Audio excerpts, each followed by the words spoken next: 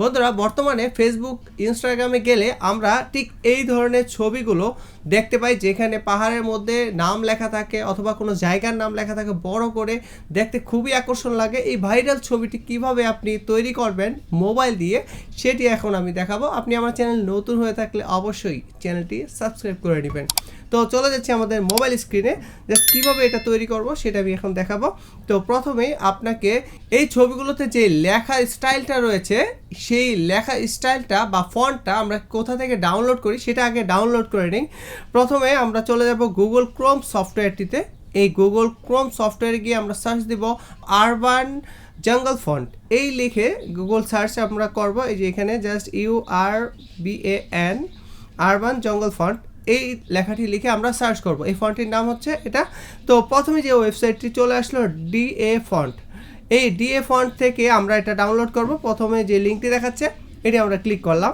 তো এটা ক্লিক করার পর ফন্টটির ডাউনলোড লিঙ্ক আমাদের সামনে চলে আসবে। তো এই যে ফন্টটির এই পাশে দেখাচ্ছে যে ডাউনলোড, জাস্ট আমরা ডাউনলোডে ক্লিক করব, তাহলে সাথে সাথে এই যে ডাউনলোড অপশন চলে আসবে। আমাদের ফোন মেমোরিতে এটি ডাউনলোড হয়ে গেল। তো এই ডাউনলোড হওয়ার পর এটাকে আমাদের এক্সট্রাক্ট করতে হবে। তো কিভাবে করব, আমরা আমাদের ফাইল ম্যানেজারে চলে আসব।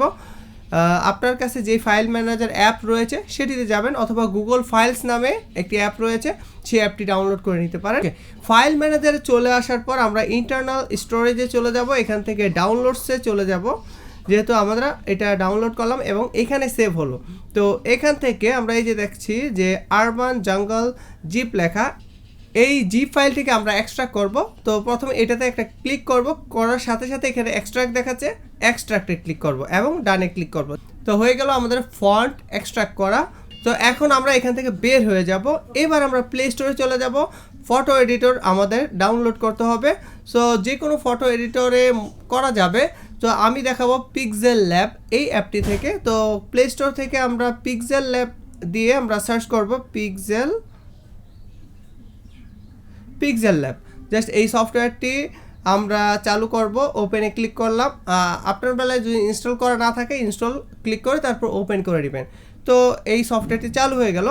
এবার আমরা আমাদের যে ব্যাকগ্রাউন্ডের মধ্যে লেখাটি লিখতে চাই, সেই ব্যাকগ্রাউন্ডটি প্রথমেই গ্যালারিতে ডাউনলোড করে নিব। এটা গুগল ক্রোমে গিয়ে বিভিন্ন জায়গার নাম লিখলে এই ধরনের ছবি অনেক পাওয়া যাবে।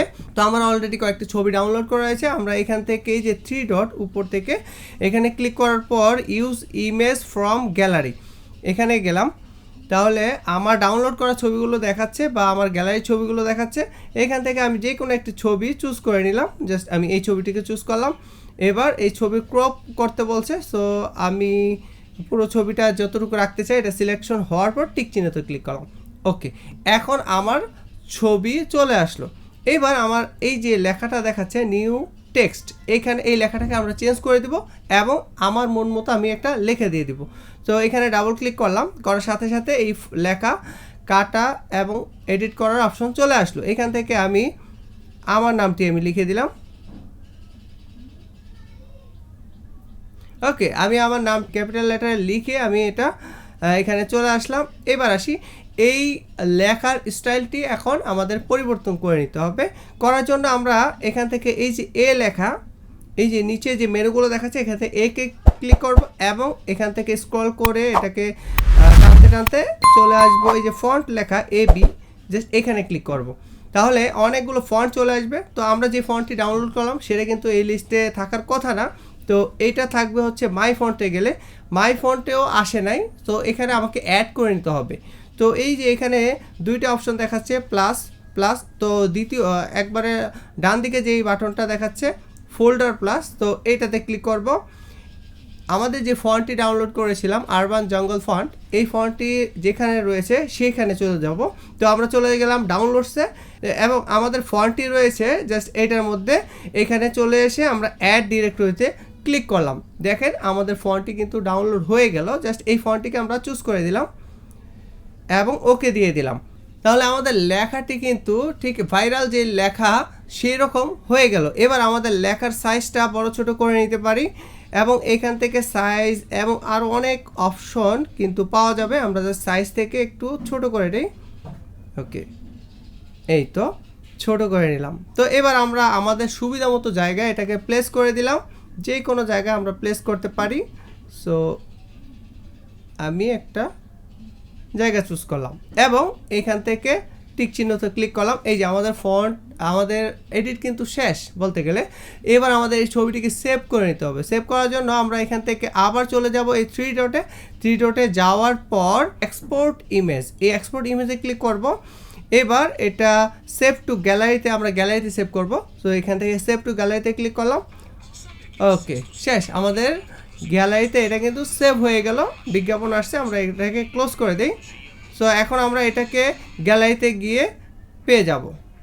অথবা আপনি চাইলে এখান থেকে সরাসরি শেয়ার করে দিতে পারেন। যা শেয়ার করার জন্য এই যে উপরে শেয়ার বাটন দেখাচ্ছে, এখান থেকে ফেসবুক, ইনস্টাগ্রাম এবং অন্যান্য সোশ্যাল মিডিয়াগুলো সবগুলো কিন্তু দেখাচ্ছে। আপনার যেইটা পছন্দ জাস্ট এক ক্লিকে আপনি সেখানে চলে যেতে পারেন। তো আপনি এইমাত্র দেখলেন যে কিভাবে ঠিক এইরকম একটা ভাইরাল ফটো এডিট করা যায় খুব সহজে মোবাইল দিয়ে। তো আশা করি ভিডিওটি ভালো লেগেছে, আর যদি একটু ভালো লেগে থাকে অবশ্যই চ্যানেলটি সাবস্ক্রাইব করে নেবেন এবং এই ভিডিওটি লাইক দিয়ে কমেন্ট করে আপনার মতামত জানিয়ে দিবেন। দেখা হচ্ছে পরবর্তী পর্বে। সবাই ভালো থাকবেন, সুস্থ থাকবেন। আল্লাহ হাফেজ।